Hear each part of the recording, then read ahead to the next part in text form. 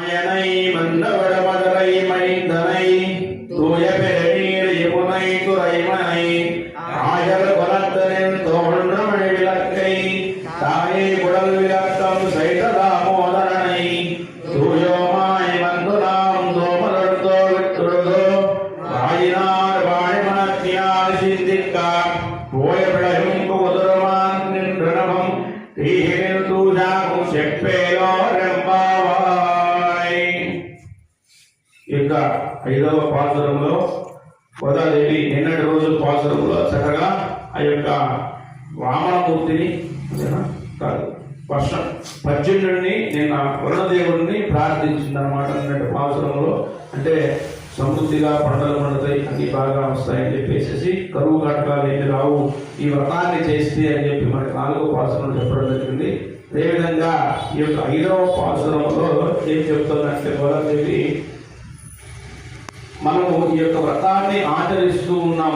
మనకి తెలిసో తెలియకో మనం ఏదో తప్పులు చేసి పాపాలు చేసి ఉంటే అవన్నీ కూడా ఈ వ్రతానికి అడ్డు వస్తాయేమో, మనం అనుకున్నటువంటి ఫలితాన్ని చేరలేమేమో అనేటటువంటి సందేహము విడిచిపెట్టండి. అటువంటి ఇబ్బందులు ఏమీ ఉండవు. ఈ వ్రతాన్ని చక్కగా భక్తిగా శ్రద్ధగా ఆచరించినట్లయితే ఆ యొక్క శ్రీమన్నారాయణుడు మనకి మనం అనుకున్నటువంటి కోరికను తప్పకుండా నెరవేరుస్తాడు.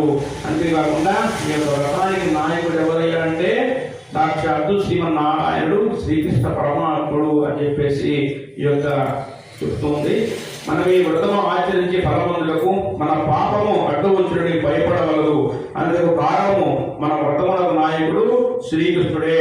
అతడు ఆశ్చర్యకరములు కలిగినటువంటి గుణములు కలిగినటువంటి వాడు.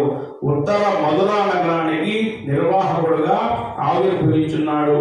అదేవిధంగా నిర్మలమైన గంభీరమైనటువంటి జలముల యమునా నది యొక్క తీరవాసి మనకై గొల్లములందు ప్రకాశించే గొల్లములందు పుట్టి ఈ యొక్క గొల్లములకే వన్నె తెచ్చాడు. ఈయన యమునా నదికి తీరవాసి ఉన్నాడు. అదేవిధంగా గొల్ల కులంలో పుట్టి ఈ యొక్క గొల్ల కులానికి ఒక వన్నె తెచ్చినటువంటి ఒక కాంతి పుంజము. అంతేకాకుండా యశోదాదేవి గర్భవాసమున ఆ యొక్క శంకు చక్రాలతో ఆవిర్భవించినటువంటి ఆ శ్రీమన్నారాయణుడు ప్రపంచాన్నంతా కూడా ఆయన నోటిలో చూపించినటువంటి ఆ యశోదాదేవికి, అదేవిధంగా ఎంతటి వాడైనా కూడా శ్రీమన్నారాయణుడు ఎంతటి వాడైనా కూడా ఆమె గర్భాన పుట్టాడు కాబట్టి ఆమెకి తెలుసు ఆయన సాక్షాత్తు శ్రీమన్నారాయణుడే. కానీ కొడుకుగా పుట్టాడు కాబట్టి పిల్లవాడు తప్పు చేస్తే దండించాలి కాబట్టి ఆయన అల్లరి చేష్టలకి ఆయన చేసినటువంటి పనులకి ఆ యొక్క యశోదాదేవి ఆయన